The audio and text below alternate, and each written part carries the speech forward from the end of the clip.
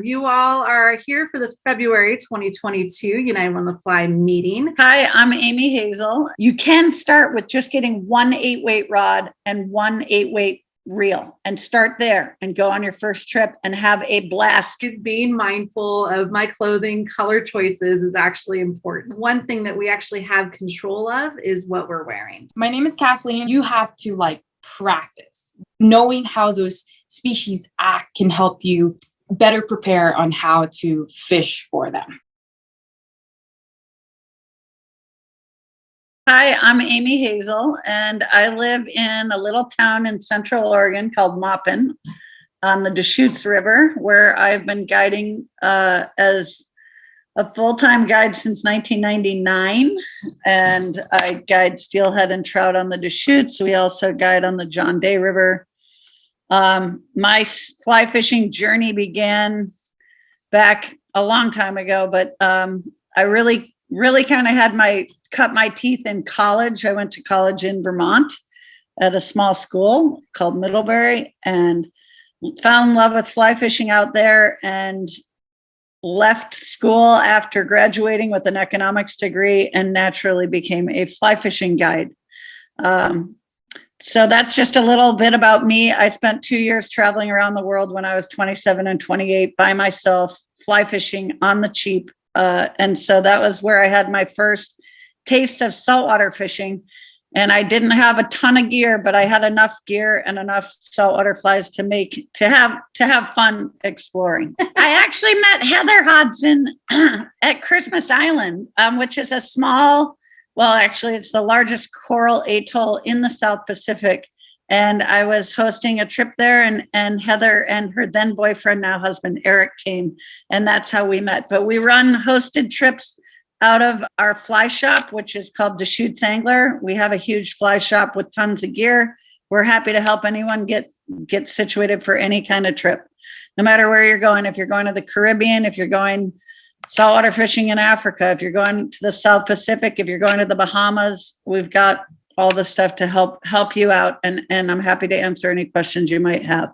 So I just got back from Belize, and that was a picture of us in the boat, and we were on a guided trip out of a lodge. So a lot of times you'll go on a trip and you might be guided every day for a week. You might have just 2 or 3 days set aside to be guided. Maybe you're not guided at all. Maybe it's do it yourself. So there's a lot of different kind of trips. I have found that the most productive way to catch saltwater fish is to be guided every day. The guides can see really well. They know where to go. You're really in the best hands. If you can afford to get a guide every day, do that.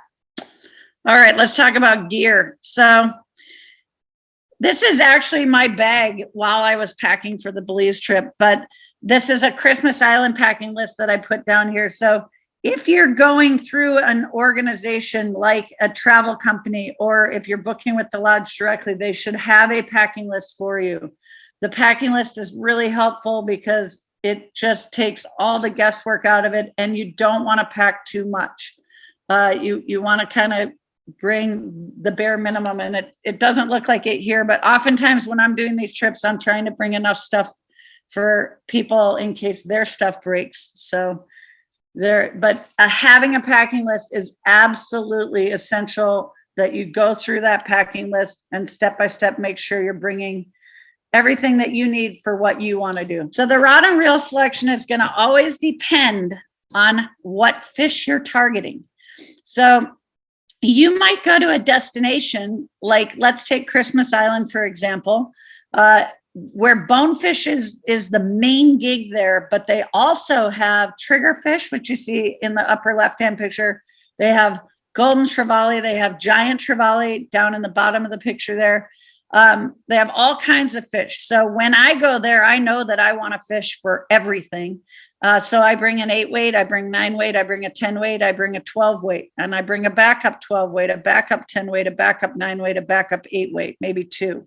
So I'm bringing a lot of stuff just because I'm usually hosting the trip, and I want to make sure that I can come into the rescue for someone whose rod might break. Typically now for bonefish, we're going to use 7 or 8 weight rods. Sometimes down in the Caribbean, there are places that have a little bit smaller bonefish. You might use a 6 weight, but generally speaking, 7 or 8 weight rod.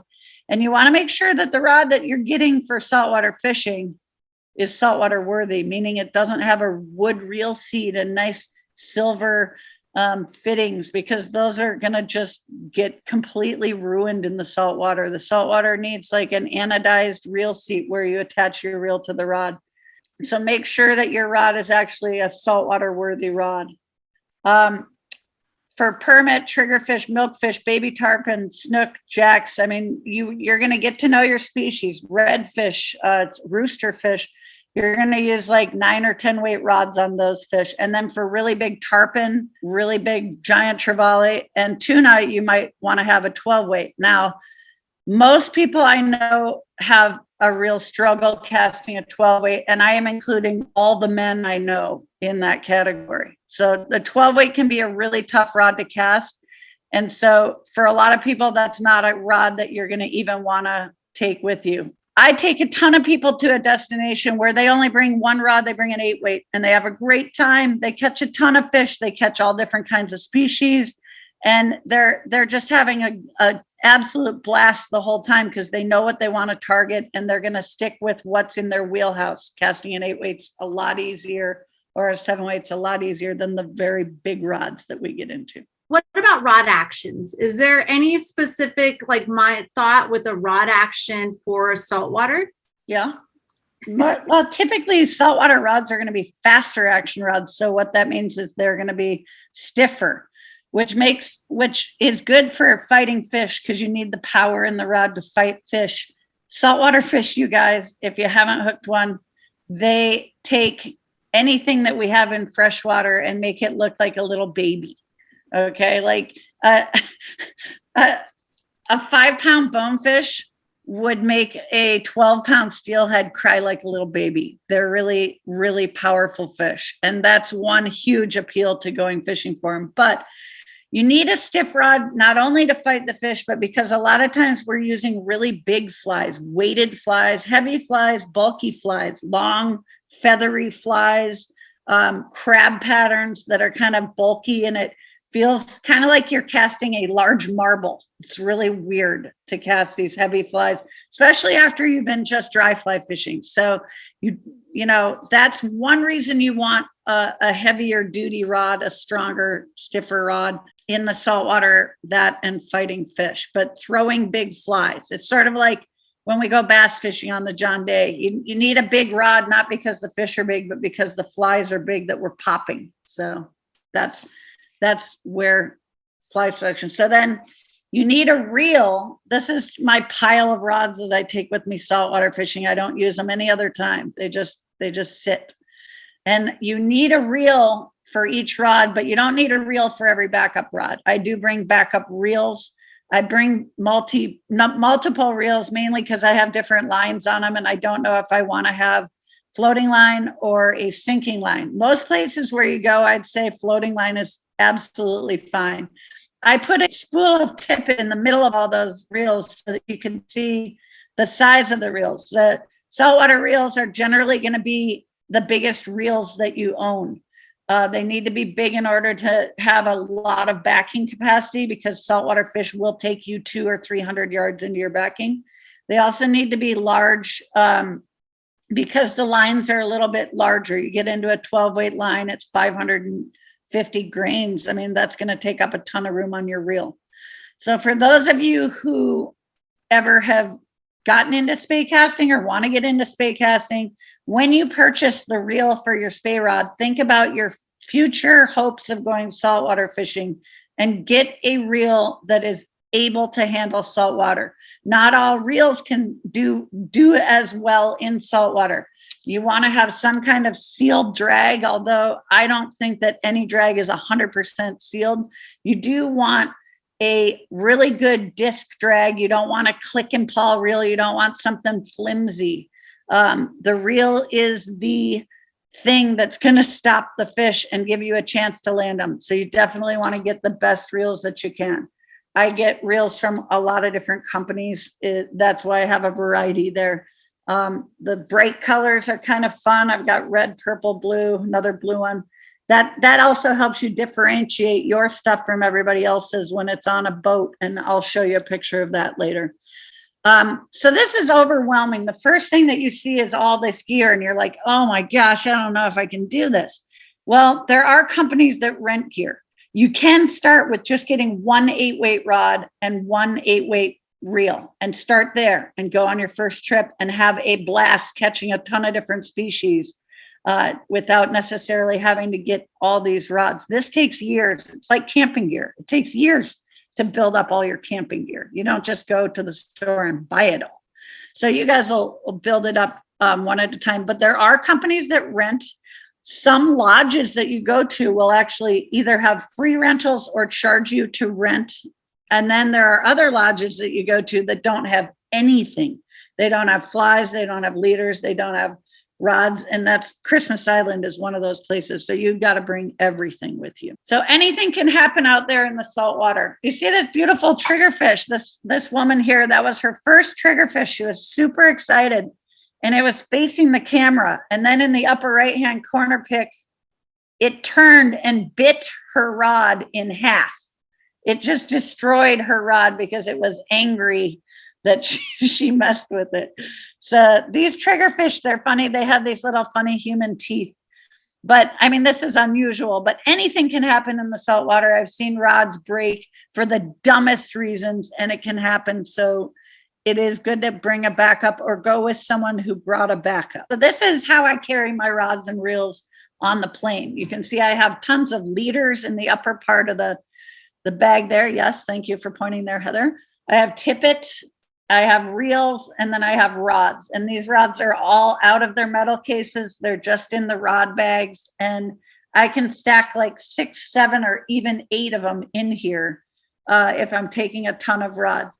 And the TSA agents will have to pry this out of my cold, dead hands when I go through security because I will not let them gate check this. I always make sure that this stays with me.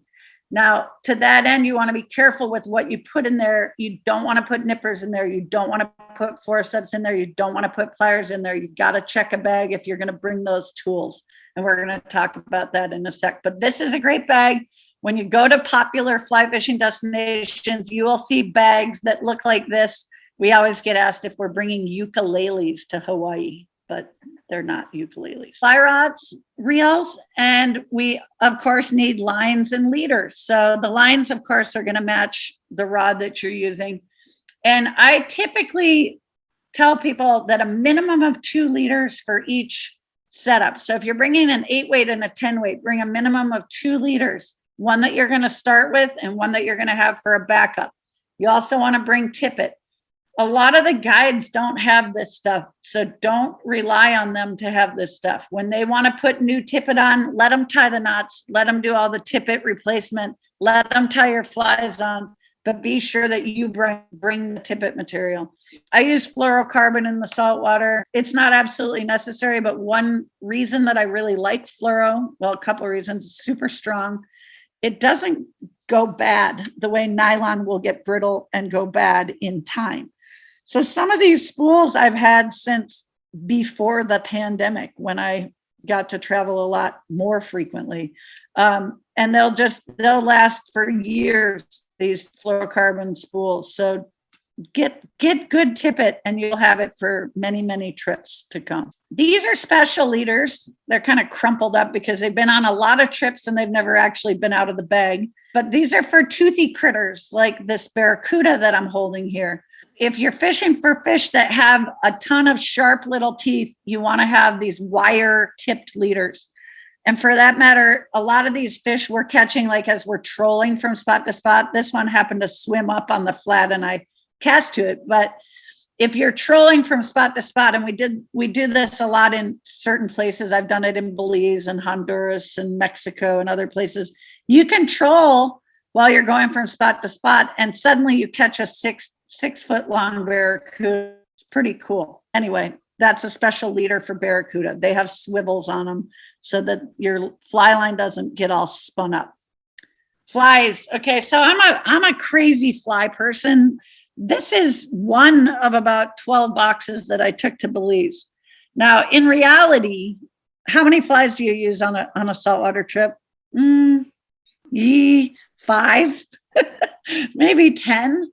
But you should see the guide's eyes light up when I bring this box to them of all these flies I've tied, because then they get to choose. Like they know what colors work. Sometimes it's tan, sometimes it's olive. They kind of know what they're looking for in a pattern. I spend most of my time just giving these flies to the guides. I let them just pick as many as they want. A lot of these are my own original creations. So I also drive guides crazy because I'm constantly wanting to fish my own stuff to see if I can get it to work, to see if I can popularize the fly. That leads to a lot of rejection sometimes, but that's a whole nother story. So I usually bring a big fly box like that, and then I bring a bunch of other smaller boxes. So I have that big one I'll have in my gear bag all the time on the boat, but I don't carry that with me. I carry with me one or two boxes like in the next slide, and this one happens to be waterproof, which is really nice because sometimes you get excited and forget to completely close your bag. It gets water in it and you don't want all your flies to rust. Another type of box I use is a foam box, and it's just light. It's lightweight. But what I do is I usually pick my team for the day, and I get all the flies that I think I'm going to use for that day, and I leave the boxes of flies in my boat bag on the boat. These are kind of typical bonefish fly patterns, and a lot of them look like tiny shrimp. And these are typical bait fish patterns. So you're going to run into kind of two different kinds of fish while you're saltwater fishing. You're going to have the guys who are kind of like the bottom feeders, like the bonefish and the triggers, and they're kind of snorting around in the sand looking for shrimp and looking for crabs. And then you have the predators. So these green tubular flies, those are for barracuda because they're really tough and they won't destroy them. Needlefish will destroy your flies instantly if you've ever fished down in Mexico or some places in the Caribbean where you get needlefish. And barracuda will destroy your fly instantly. So if you don't want your fly destroyed, don't cast to the 3-foot barracuda or needlefish. These are all flies with eyes on them, and the predators, they really key into eyes. And if you don't have good glue and your eyes fall off, you may as well throw the fly away because it won't work if it doesn't have an eyeball. Eyeballs are key. This is really the reason that I have to check a bag every time, because I do bring my pliers, I bring nippers, I bring forceps, I bring a nail knot tool. I also bring, and I bring those things because a lot of guides don't have any tools at Christmas Island. Now you go to Belize, they bring their tools, but I always bring my tools every day in the boat because one day my guide forgot his pliers and his nippers. So I had them with me and I just handed them to him because he was doing all the changing of the flies.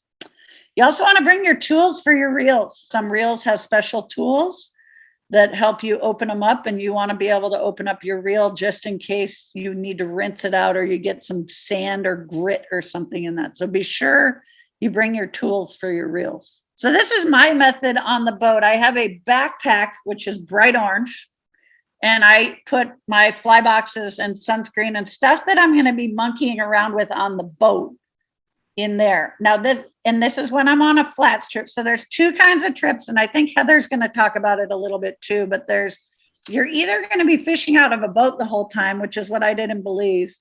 And you can do some wading on some flats in some areas in Belize. And then there are places where you don't fish off the boat at all. It's all wading, all flats, all sandy bottom. And that happens a lot, I think, in the Bahamas. I've never been to the Bahamas, but I know that happens in the Bahamas. It definitely happens at Christmas Island. Not so much in Belize, but in some places in Belize, yeah, there's some really good wade fishing. And Honduras, I've done some wade fishing. In Mexico, there's some wade fishing, but there's also a lot of places where you fish out of a boat. So if you're fishing out of a boat, you might not need 2 bags, but if you're fishing out of a boat and wading flats, I usually leave 1 bag in the boat, and it might have snacks, my water bottles, it might have whatever, like tons of flies, first aid stuff, aspirin just in case, or Advil or whatever, all that kind of stuff in case someone on the boat gets a headache.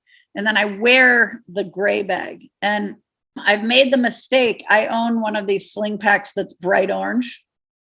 Don't wear that on the flat. You're going to have every fish within a 5-mile radius running away, screaming when they see that bright orange bag on your hip or on your back on the flats. Same with buffs. I bought some really cute buffs over the years, and some of them have scared the heck out of the fish. So watch out for the color. It might be cute, but it might really impact your fishing. Critically important. If you want to see fish, you have to have good optics. I highly recommend that you get sunglasses that have glass lenses, and they will not scratch as easily as polycarb. They must be polarized. And my personal preference is an amber or copper lens when you're fishing flats, and then like a gray or a blue lens if you're going to be out blue water fishing. One thing I always bring, I go to Costco and I get those wipe and clear lens wipes, and I bring enough to use like 2 or 3 a day, and I share them with my guide. So I can clean my glasses, my friend can clean her glasses, and the guide can clean his or her glasses with the same cloth if we just share it and pass it around. So they're alcohol-based cleaning cloths, and I did a before and after on my filthy sunglasses right there, and you can see how nicely it cleans them. If you wear contact lenses, you might want to bring a pair of prescription sunglasses just in case something goes wrong with your contacts and you want to be able to see. I do have prescription contacts, so I bring 2 non-prescription and 1 prescription pair of glasses. But sunglasses, you cannot skimp on those, you guys, because with the right sunglasses, you're going to see the fish your guide is pointing to. And if you don't have good sunglasses, it's going to be a struggle. Also 2 pairs of sunglasses. 2 pairs of sunglasses. Sometimes they end up going in the drink, unfortunately. So. Yeah, they do. I would definitely always have a retainer on the sunglasses that you wear around your neck. After you're done fishing and before you get together with your friends at the bar, take your sunglasses off and leave them in the room, because you're going to hug people and these sunglasses are going to just burst into a million pieces. I've seen it happen on every saltwater trip. So, if you're going to get rowdy with your gal friends, just leave your sunglasses in your room. This is also critically important. Obviously, we're fishing pretty close to the equator in a lot of these saltwater destinations. So I wasn't trying to get in too much into the clothing, but the buff, I think, is a buff or a neck scarf or a snood or whatever you have that you can wear around your neck that can cover your ears, go up over the top of your head. It helps hold your hat on while you're racing from spot to spot in the boat. And these buffs are awesome sun protection. Bring more than 1, because they get nasty after like wearing them for a couple of days. So you can bring 1, wash 1, let it dry while you're wearing 1, whatever, but bring more than 1. In terms of sunscreen here, most of the sunscreen that I show here is reef safe, but some of it isn't. And that is a big deal if you're wading and that sunscreen is going to be coming off you and directly into the water. And I think it's a big deal anytime. Not all these are reef safe. That was pointed out to me by my friend Jenny. But I do really like having a face stick. So you see, you'll see them throughout here in these pictures that it's like a deodorant stick. I'm sure you guys have used one. You rub it right onto your skin, and you can get them with zinc. You can get them for sensitive skin, SPF 90, SPF 50.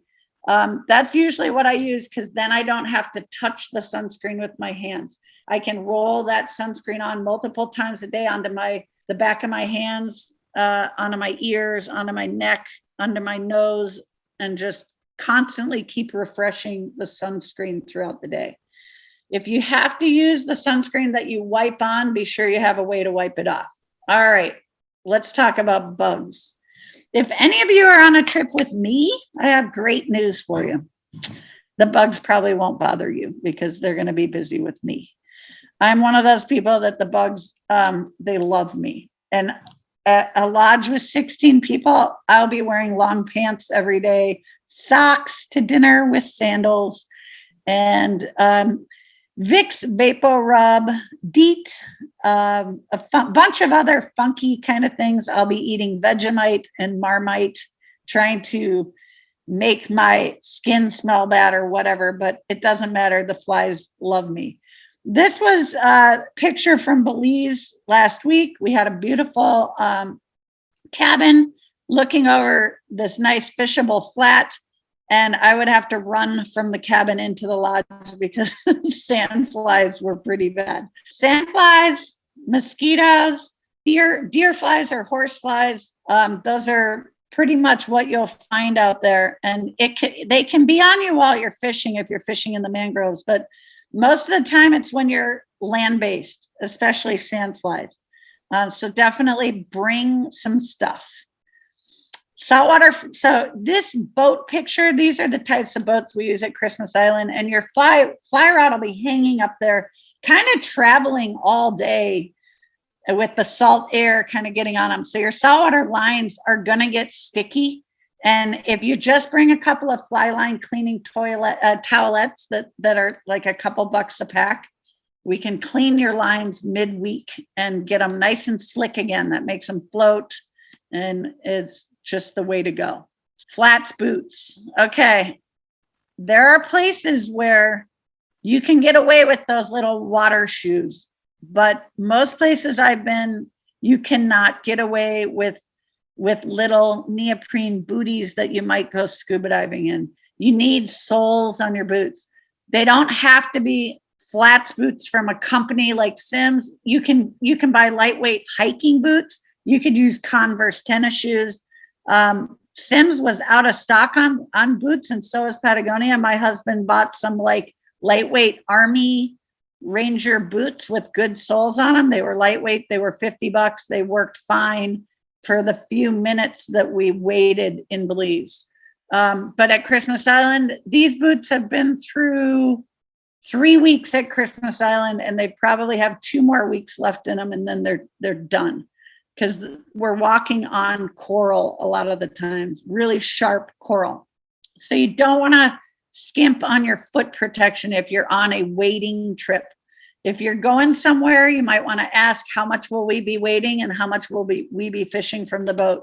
Because I swear I had a pair of flats boots for about 5 years before I even put them on my feet for the first time. Lugged them all over the place and didn't really fish anything out of the boat until then we started to. So the finger stripping guards that you see on my fingers there, all that is vet wrap. You can get it at any horse store. You can get it at any veterinarian office. And I just slice it. So I put this, it adheres to itself, and it keeps my fingers from getting burns on them when I'm stripping saltwater fly line through my fingers all day long.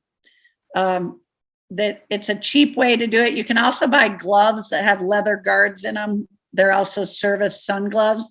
I don't really like those as much, so I just wrap my fingers up every morning and then take that off at night. Here's a typical like toiletries that I'll bring on a saltwater trip. Your standard toothbrush, toothpaste, Q-tips, soap, lip stuff for sure. Make sure it's SPF 30.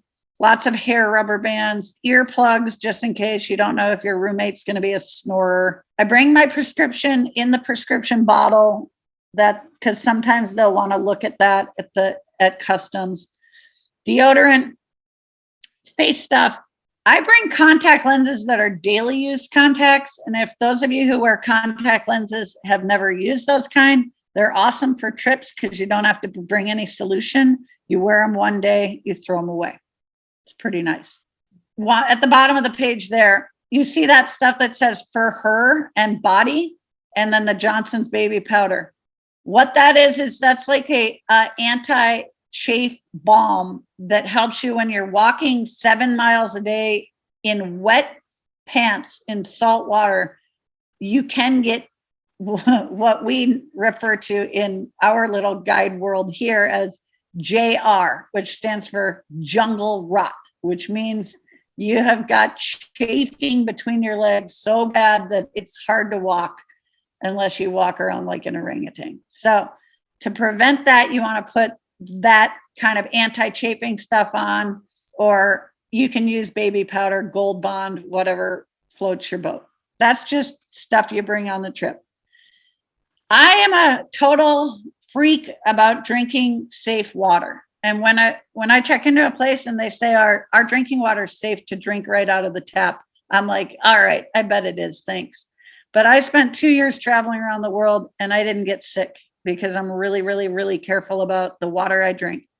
So a lot of these places will have reverse osmosis filters. They'll have water that's filtered and is probably pretty darn safe to drink. I filter it one more time.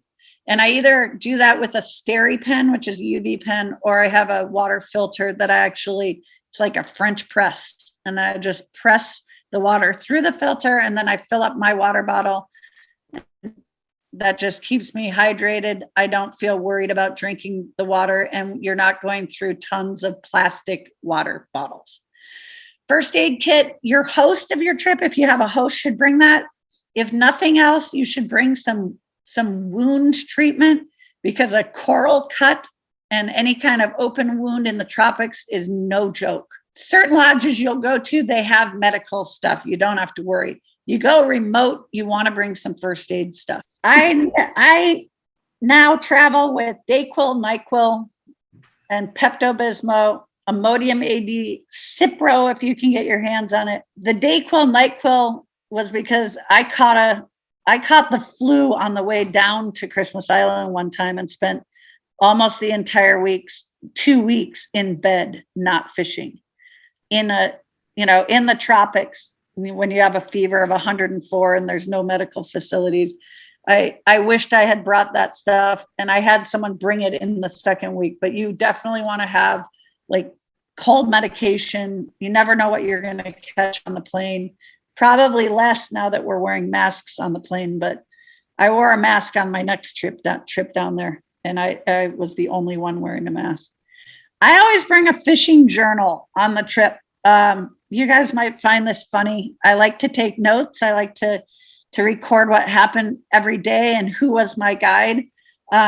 I also try to learn the language of places I go. So those are words that come in handy to know when you're wanting to try to speak the language. I write down which rods I took so that I know when I'm packing up again, I know if I've loaned some stuff out, I can get it all back. And then I write down guides' names and what I remember about them. And so that when we go back, I can remember their names, because the names of the guides at Christmas Island, for example, can be really out there, like Ikiawea and they have long, weird names, hard names to remember. So you write them down and you get to know them well. So that's a good idea. And then it's always a good idea to have a pen with you when you're traveling. Chargers. Obviously, we have electronics that we need to charge up. Some places you go, you can use your good old US currents or US plug. Other places have crazy, weird plugs, Australian plugs. The farther you get, you never know what you're going to get in your room. So I just bring one of those no matter where I go. It can be adjusted to any kind of plug-in. The flat thing in the middle, that's actually a phone charger that doesn't require you to plug your phone in. I took a brand new iPhone to the saltwater and walked around with it in my pocket because it was waterproof, and it got wet all week, and it won't charge with the cord when that happens. Just FYI, you might want to have a wireless charger. I bring a headlamp everywhere I go. Power outages are not uncommon. I bring playing cards because that's fun. And then that scale that you see down at the bottom, that has saved my bacon a million times because I can accurately weigh my luggage. And certain airline carriers are incredibly strict about your luggage weight. So when I'm bringing all this gear, I want to make sure that I'm not over 50 pounds. And that thing gives me peace of mind because it's a handle that you lift up your luggage with. They're probably easy to find. Last couple of things, we need to bring masks. just assume that there's a mask policy when you get off the plane in whatever country you get off in. In Belize, it was a $500 fine if you didn't have a mask on indoors or out, except if you were like eating in a bar. So you didn't mess around with that. They had police everywhere. And I think it's a good thing. I wish we were a little stricter here, but this is all you really need for traveling, people. Passport and cash. Now, the reason I'm showing the cash here is because you want to bring enough cash to cover your tips and then a little bit more. It doesn't hurt to have a little extra cash with you. I change my money into the local denomination when we go to Christmas Island. I change my money into Australian dollars because they don't care whether you give them $1 US or $1 Australian dollar, but I can get 140 Australian dollars for 100 US dollars. So I get 40 free dollars for every 100 I bring. And that tipping, basically, you want to know, if you want to know what to tip, that should be in any paperwork. Any lodge is gonna help you out with that. Some places, saltwater guides get tipped like $20 to $30 or $40 for the boat. Other places, you tip them $100 for the boat. So if you have two people in the boat, they each tip 50. You just kind of want to find out what the policy is on tipping. And I think that's everything. That's my last slide.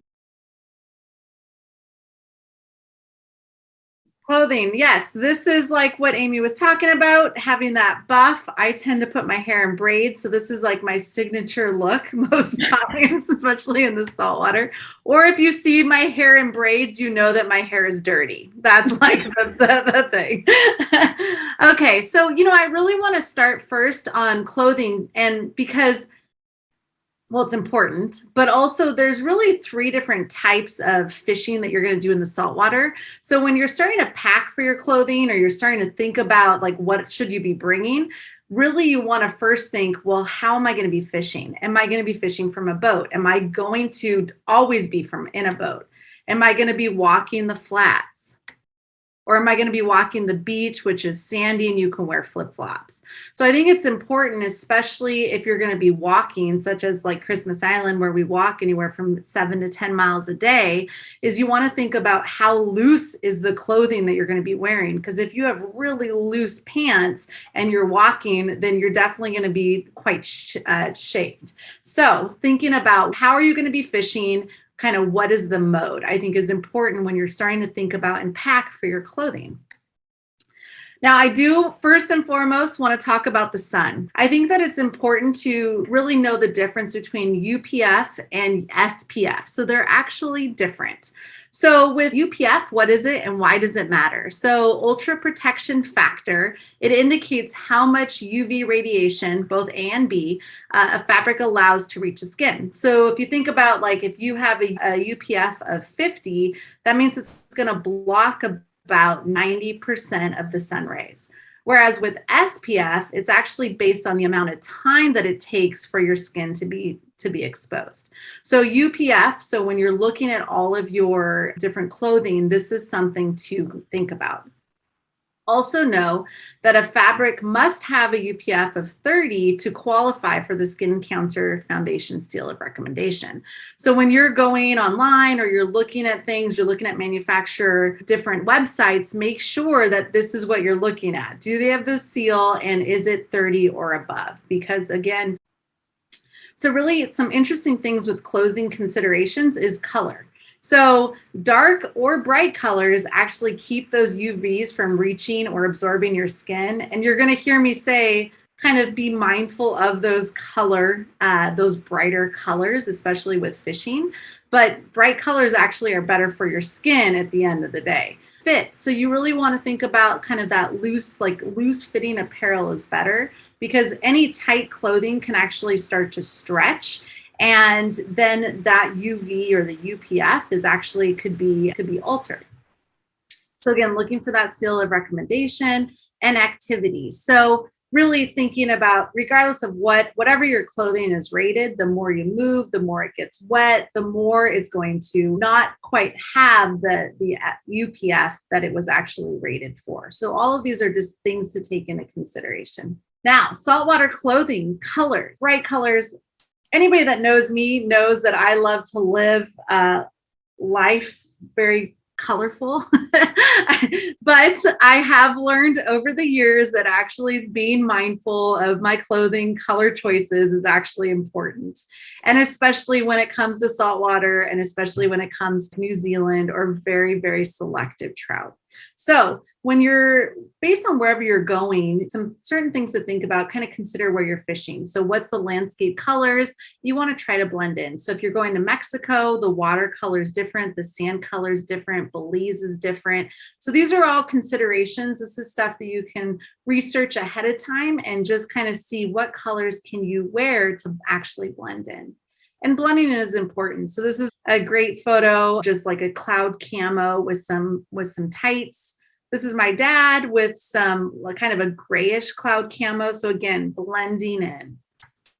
And then this is in Belize as well. So this is just the flat and he's kind of blending in. Yes, that is kind of a more mild or kind of softer colored shirt, but it has a little bit of pop, but it blends into that. So really what you want to do is think about blending in. And bright colors, just like Amy said with the hip bag that she used, those fish are going to see it. And especially as those fish have been fished to quite a bit, you want to give yourself every chance that you can. And that's one thing that we actually have control of is what we're wearing.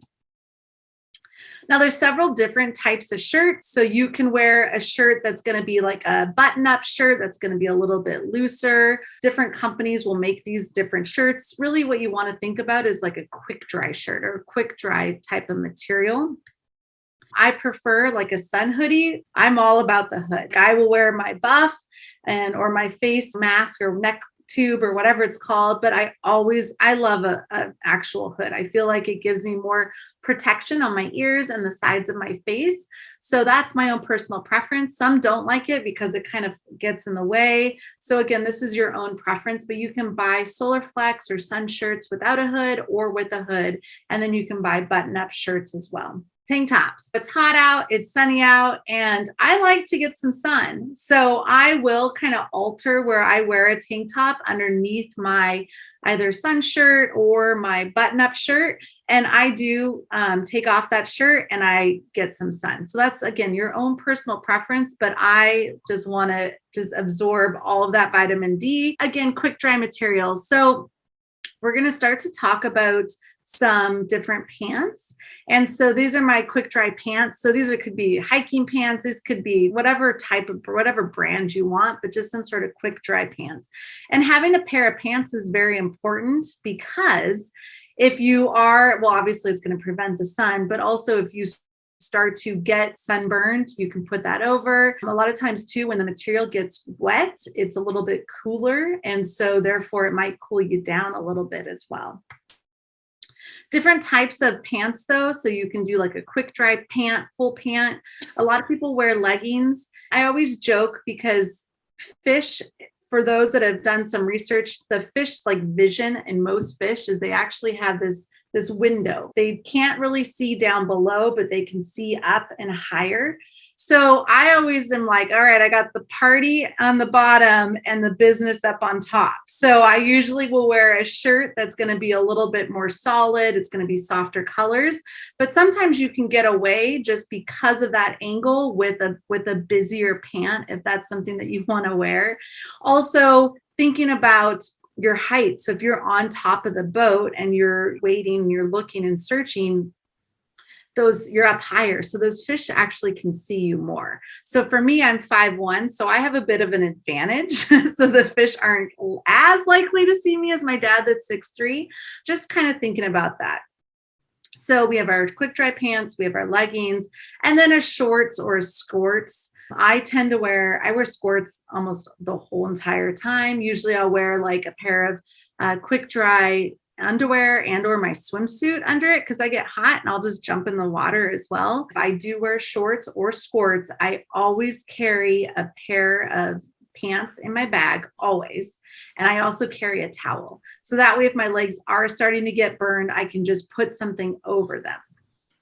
Now, if I'm walk and wading in Christmas Island, and I know that there's a lot of coral. There is a chance that I might fall. I could get injured in the coral, or I'm going to be in the water and that reflection of the water is going to be continually on my legs. I will wear pants the entire time. So again, it's all dependent on, are you boat fishing? Are you walking the flats? Are you walking just the beach? And these are all just things for you to consider. It's not always sunny in the ocean. So bringing a rain jacket is imperative, as well as bringing a puffy. So I can't tell you how many times I've gone to every time I've gone to Florida, I've worn my puffy and my rain jacket. It gets cold, and especially with the humidity, so you have that moisture in the air, it gets cold. So bringing a rain jacket is a must, and sometimes even rain pants. So this is my husband and I in Christmas Island. So we're completely like, I mean, it looks like we're fishing in the Pacific Northwest in the spring right here, and I actually did get cold. So bringing that rain jacket is important. Having some sort of face or ear protection. So Heidi are very similar in our look here, but having a hat. And again, she likes the button-up shirts. I prefer the sun hoodie. I prefer the hoodie or the sun solar flex with a hoodie. So we have covered your shirts, your pants, your face. Really want to protect your hands. This is Kevin, my guide. He helped. Well, I didn't set the hook hard enough on my tarpon. So he set the hook for me and the tarpon ran and he burned his fingers. So you really want to protect your hands, right? So thinking about blisters, line wounds. So wearing a pair of gloves and or some sort of like a stripping finger or the wrap that we call it Coban at the hospital, where you can wrap a couple of fingers.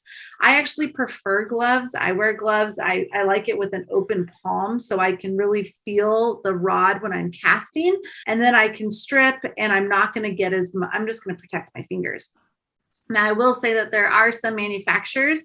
For me, I have pretty small hands. So look for manufacturers that have sun gloves that are an extra small, or go into a local fly shop if you're lucky enough to have something close to you and just try stuff on, and then try it on and hold on to your rod too. Make sure that those gloves fit well.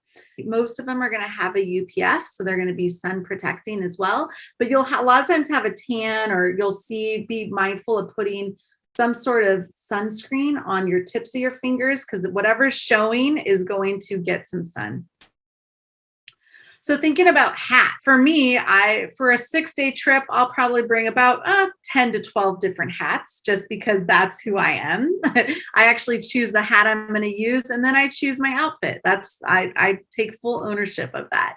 But really, when you're thinking about your hat, having a darker brim is going to be better. So it's going to take away some of that glare. So when you're purchasing a hat or you're bringing a hat, really think about the bottom, that it's going to be darker. That's going to help. And shoes. So really, again, this is, you're considering, are you going to be in a boat all the time? Are you going to be walking, wading, or are you going to be just on a beach where you can wear flip-flops? So really knowing that, and usually if you're, wherever you're going, you'll have a checklist, or if you're doing some research, you'll see that. Christmas Island, you need real flats boots. Shimano actually makes kind of like a flats boat shoe. This is my dad in Belize, and he wore this the whole time. You can buy other types of shoes as well. Most of the boots that I could find information on, Sims and Orvis. So the free salt boot goes from size 5 to 15. And then the Orvis, the CXI booty, that goes from 5 to 14. What happens if you wear a size smaller than a size 5, or let's say you have kids with you as well? So there's other different things that you can wear. As Amy mentioned, Converse can be really good. They do have a sole. They protect your ankles, and they're not going to scuff the boat. So really, when you're on that boat and you are wearing shoes, you want to make sure that you have soles that aren't going to be scuffing the platform of the boat. These extra tufts are great also. You know, some people wear Crocs, like in Belize or in Cuba. Individuals will put on Crocs and they'll walk the flats, and then they'll come back onto the boat, or just flip-flops. Knowing where you're going to be fishing. When I was in Belize, I got out and walk and waded 3 times, and I just wore flip-flops. So again, just knowing where you're going to be and how much walking you're going to be doing will be important and kind of determine this for you. Having some sort of wading sock. So they actually make like a neoprene wading sock. They also make wet wading socks that go in. The one thing I would suggest is, especially if you're going to be going somewhere like Christmas Island, you're going to be hiking 7 miles a day, make sure that you break in those boots and wear them with the socks as well. Maybe go to the river, get them wet, and just walk around. And so then it'll toughen up your feet a little bit and just make sure that getting blisters or any of that. Also, I always say fear no fruit. So these are bananas. There's a whole story about having bananas on the boat. You know, having a pair of cotton socks is actually, it can be a great thing to just add into your boat bag, because if you do have the big flies that are coming around, or if your feet are starting to get swollen, or if you're starting to get sunburned, putting on a pair of socks is good. Plus, if that platform is really hot, it'll actually help with that as well. So having a pair of socks is a good thing. Also, if the bugs are eating you.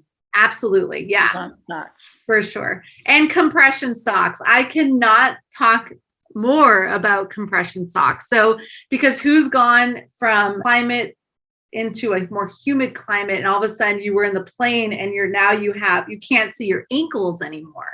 So really recommended to wear compression socks, especially when you go from drier, not as hot climate, and wear them on the plane into the climate. I actually wear my compression socks every night, and I drink a ton of water. So those are a couple ways that it'll actually help prevent the swelling, but compression socks are an absolute must. Plus you're preventing DVTs, which is a deep vein thrombosis, which is a blood clot. So you could be saving your life as well. No heart attacks, strokes, or clots in your lungs. So compression socks are very important. Plus you can get them very inexpensive, maybe 20, 30 bucks a pair, but it's worth it. And support the girls. So, you know, we've all been in boats, and most of the time it's windy and it's choppy, and we need to protect our girls, not our friends, because they need a little love too, but we need to protect our girls. So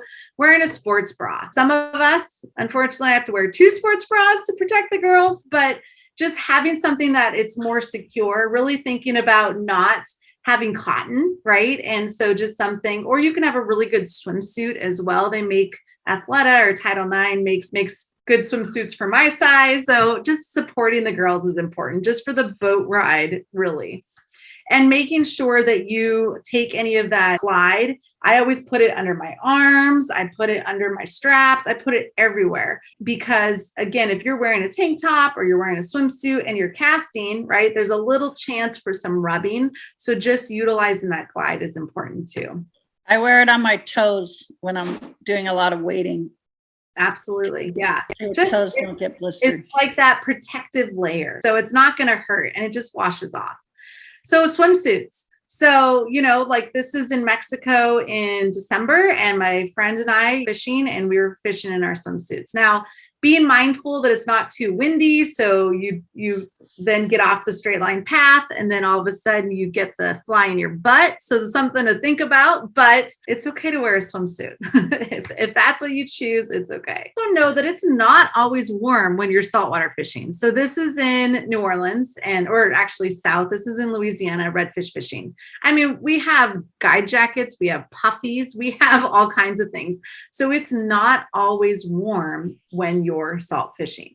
So again, this is something that wherever your destination is, just to think about. But I always bring a rain jacket, and I always bring a little bit thicker of a long sleeve jacket as well. Puget Sound or some of the kind of Western United States, our oceans are really cold. Here, we're actually fishing for sea and cutthroat and waders. So again, this is all based on wherever you're fishing, kind of what is your climate going to be? And we wear waders in the Puget Sound year round. And same would be for like beach fishing. If you want to go, you know, perch fishing or whatever on the Oregon coast or whatever it might be, you might be wearing waders. So again, just thinking about that. Now, if you are wearing waders, you want to really any of your gear, you're going to wash it with fresh water. So that's really important to wash all of your gear, including your clothing, with fresh water. Some additional tips: take care of your lips. I cannot reiterate this. The first day I have these big, beautiful, kind of swollen lips, and then this like day 4. And my mistake was I bought sunscreen, or I bought lip balm that didn't have sunscreen in it. And I didn't even think about it. So take care of your lip. Cover your legs, as I mentioned. So use your buff, cover your thighs, bring a towel. Always bring a pair of pants with you in the boat bag. Always bring lots of sunscreen and coral, making sure that it's reef friendly. And you can actually look on the actual bottle. It'll say if it's reef friendly. So again, just being, conservation minded and just environmentally friendly. Laundry. So there's a lot of places that you go that they actually do offer laundry. I would say utilize that. A lot of times it's not very expensive, but then you only have to bring a couple outfits. So if I am going to be fishing for 6 days, I usually bring just three like outfits, and I just rotate them through. So I wear the same thing twice. And maybe I'll have a different hat because, I bring 10 to 12 hats, but just making sure that you are rotating through. And then therefore then you have a little more weight that you can put more gear in, or snacks or something. And again, wash your gear. So you want to wash all of your gear with fresh water every single night. And this, especially if you're wearing waders, you want to wash your waders, you want to wash your boots, all of that as well. I use packing cubes. I love packing cubes. I'll actually set it up to where it's in my lodge wear, is in my fishing wear, all of that. Plus it's a place that you can put all your dirty clothes in, so then you can wash them.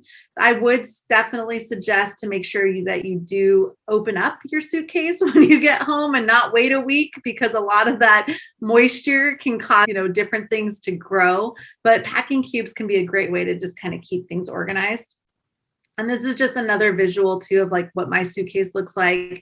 Sunglasses. I always check my pliers. I always bring a couple extra fly lines as well, just because especially if I'm coral reef fishing, or if I'm trigger fishing. Some of you probably hopefully have experienced this, but those triggers like to go in their homes, and then your entire line is broke.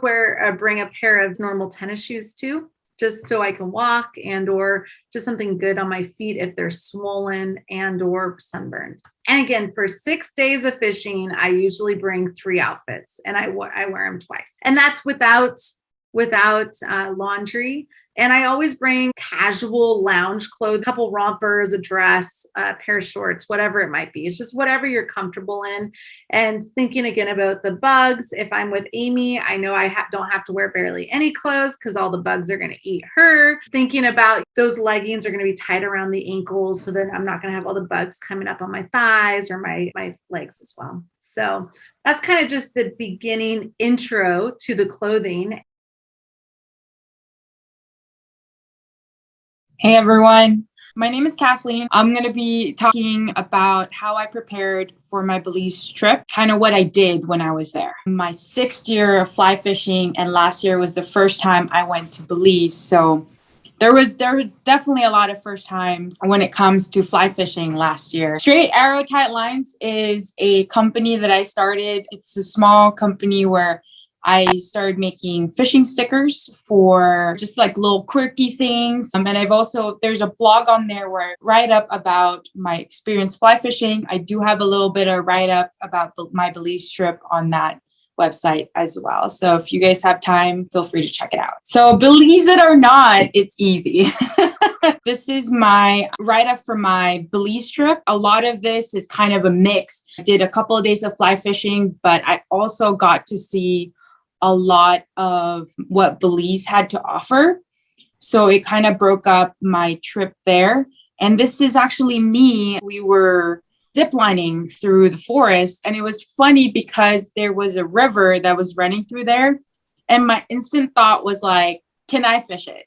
So I had to ask my guide if I can, but he said they only have those aquarium of fish there. So the flies I brought were too big for that river. Like I said, I've only been fishing for 6 years, and this is my first saltwater trip outside of the United States. I didn't do a group thing. It was for 2 days on the boat. I was the only person fishing. The second day, though, my sister came with me, but she was more of like island hopper photographer type of thing. So, I mean, I asked her if she wanted to fish. She was more interested with the corals and all the stuff that's happening underwater.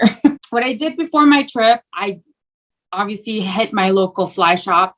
A lot of the local fly shops, since they set up international trips, saltwater trips, they'll have a lot of saltwater fly fishing information. I am lucky enough to have the fisherman's spot super close to where I live, and a lot of them do go out fly fishing in the saltwater overseas. So they give me a lot of information, and they also help me pick out my reel and my rod, which, you know, when you have so much choices to choose from, it's like, where do you start, right?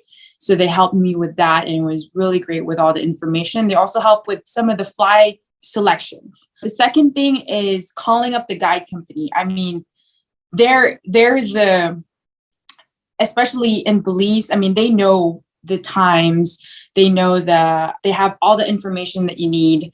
And sometimes they'll even give you a printout of what rods, what reels to use, what size, what flies that they suggest and recommend. And a lot of it too, it can get a little intimidating, but talking to them kind of guide you where to go or where to start. And then they can also let you know what, like, the good times to go. For my trip in Belize, it was a family trip. So I was kind of in the mercy of what the dates that were picked up. I was lucky enough that the guide service, which I think I used Blue Horizon, and they set me up on the 2 dates that I was able to go and help me out with that. So the other thing too is when I went in May, they had a storm. So we weren't able to go out to the lagoons, to the deeper waters the first day. It was super windy. So like Heather said, bring a rain jacket or something that will protect you from wind and rain. Because at some point it was like raining in Belize, and they had a tropical storm for that whole week as well. Luckily enough, it was so windy that I didn't have issues with the mosquitoes until the last day. So there's always, a light at the end of the tunnel. So the flies, you can buy them. Orvis has some. Your local fly shop will probably have some too, especially if they do international saltwater trips or just saltwater trips in general. If you are an avid fly tyer, tie them. I mean, you could tie minnow clousers, like bonefish bitters.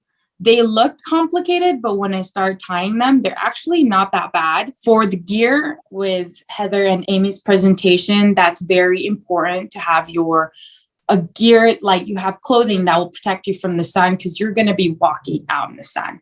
For my particular trip to Belize, I was only out in the flats 2 times, and I was on the boat for the rest of the times. So I had my scuba diving boots that have soles on them, luckily, and they worked great when I was out in the flats, as you see on this picture. But if you need a little bit more ankle support, definitely get those flat boots, because they're more rigid than the scuba diving boots. Line, rod, reel, they're completely optional if you don't have the money to purchase those. I was fortunate enough to have a little bit of some to spare to purchase mine, but you don't have to, because the saltwater trips can get expensive already, and setting up a new setup can be equally so. So if you don't have the money to purchase it, you don't have to, because the guide will provide for some of that stuff.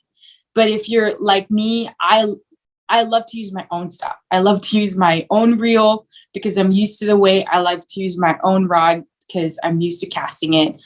But yeah, having if you're gonna do that, definitely have an extra line and extra spool to cut some of buying an extra spool can cut some of the costs too, if you already have those big reels. Read up on your destination. I mean, I cannot emphasize this enough. I mean, I scoured the internet for all the articles I could find about Belize. The only thing I knew about it is that it has some really good scuba diving spots because my sister and I are both scuba divers, but I did not know that much fishing information about it. I mean, this is how my conversation with my sister went. She's like, let's go to Tulum, Mexico. And I was like, I don't really see fly fishing stuff there. Let's go to Belize instead because it's cheaper. So that's me said. And I didn't know, like, I hear it all the time, but I've never really had that information. But read up on your destination. That prepares you for all the fishing species that you can target. It tells you all how those species that you want to target act like. So for example, permits can be super finicky, especially if they're eating by themselves, and you're going to be casting in the direction of where they're headed. So you could be casting 1 second at 10 o'clock, and then a second later, you're casting at 12 o'clock, and then you're picking it up 40 feet out. You're casting it on your 2 o'clock versus a tarpon where you target the rings.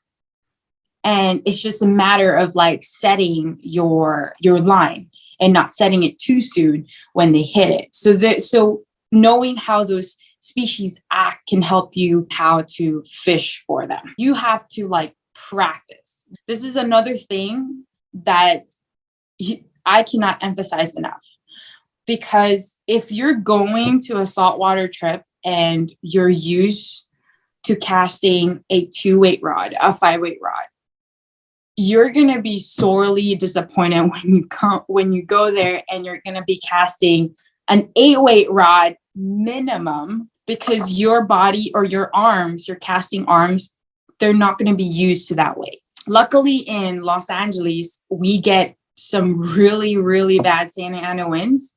So I got to cast in the wind. And the picture above, it was supposed to be a video, but I was like casting against the wind, trying to fight just to get used to casting, cutting through that wind, helped me a lot when I was actually in Belize. And like I said earlier, when we were there was a bunch of tropical storms coming in and it was super windy. And I had 2 days to like just cast into the wind, because casting in the wind, you could be a great fly caster in perfect conditions, but if you can't cast in the wind, you can't double haul, you're not going to be able to shoot the line that you need to go cut through that wind. So I saw a question that says, how important is double hauling? It is really important when it's super windy, because it gives that line a momentum to cut through that wind, especially if it's like blowing towards you, or to cast through the wind in the distance. When there's no wind, I am able to cast with just a single haul. But unfortunately in Belize, when there's no wind, typically means the fish are not going to be eating, because that water, especially when you're in the lagoon area, that water is not going to be moving. So they almost go into some sort of stasis where the water isn't moving, so the food isn't going to them, so they're not biting. And that could totally end your day. Knowing how to cast too can prevent, those giant flies from hitting you in the head, hitting you in like all the places you don't want to be hit on. I've had a few battles with my flies hitting my ear, hitting my head during my trip to Belize. And experience saltwater fly fishing, those barbel eyes don't feel good once they hit you on the face or anywhere else. Practice with a partner. One thing that the fly fishing shop told me was to have someone tell you to pick up your line and cast. And that helped a lot, because most often than not, a lot of those fish, they're not stagnant. They move, right? Permit is notorious for doing that. I only had 2 shots on permit on my trip, and it was just like miserable. I was casting 40, 60 feet out, and I had to pick 30 to 40 feet of line out of the water with the direction of my guide and cast it towards where the permit is going. Because your guide knows, I mean, they can read the fish like the back of their hand. They know where that fish is going. So they tell you to pick up your line and cast it at 10 o'clock, 11 o'clock, or however the guides tell you the direction. And having someone to help you with that so they can randomize where you can cast helps a lot too. With my first experience with saltwater fishing is that the distance does matter, because sometimes the boat can only go so far up before spooking the fish. Being able to be comfortable casting for 50 plus feet is going to help you to be successful when you go to doing your first trip out in the saltwater flats. And I have had stories where guides tell me that people will come in, hire them. They'll come in with like these $1,000 rods and gear and don't know how to use them. I would suggest that before you go out there, just make sure to get used to your rods as well. And that's where the practice comes in. If you go and target bigger fish, a good friend told me that practice with a lighter weight rod, like an 8-weight rod, and working on your distance casting and your double haul can save you from the wear and tear with your casting arm. Because I started with casting my 11-weight rod, which is a lot heavier than an 8-weight, with a 12-weight reel. You can get tired pretty easily casting that big of setup. So if you're going to practice a lot, I do suggest practicing with a lighter weight rod. 8-weight, if you have a 7-weight works out too. You getting used to those heavier set rods can get you ready, because you need that muscle to haul all that 60 to 100 feet of line out, as well as your longer, bigger rod and your bigger reel. Also, the other thing too is if you have access to a beach, like a saltwater beach, go there. I mean, it puts you on a mentality of doing blind casting and being in that similar kind of situation where sometimes, there's a little bit of waves and you kind of have to get your stuff, like your line management and all that stuff, and get you better prepared for when you go to some of these saltwater fly fishing destinations. Thank you, Kat. Thank you, Amy, for your time and sharing your experiences. I think that's so great for the community to just learn more. So thank you both so much.